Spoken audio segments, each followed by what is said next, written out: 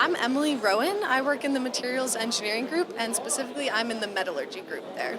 Okay, great. Tell me a little bit about perhaps a few examples of interesting research that you saw today that's being done at Penn State. Yeah, honestly, all of the research is very, very interesting. I just find it very inspiring to hear people talk about what they're passionate about and some of these new routes that they've been looking into.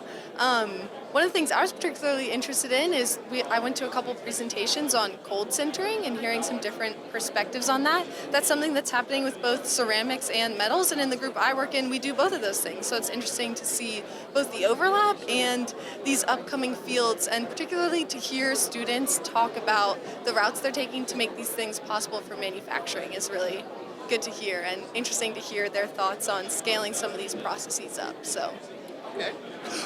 Now, if you could, tell me if you could give a few reasons why an industry representative such as yourself should attend a university research event like Materials Day.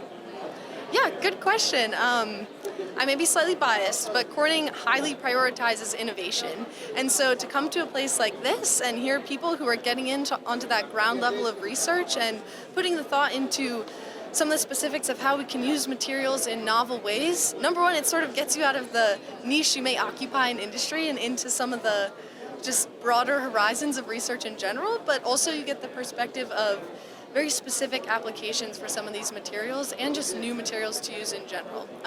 So for instance, I work only with metals, but to come here and hear people talking about combining this metals with ceramic processes or ceramics with polymers, to hear the crossover is very valuable. And ultimately, this technology is going to be filtering into manufacturing in the next couple years or so, and so to hear it here first is always beneficial. So. Okay, wonderful. Well, thank you very much for your time.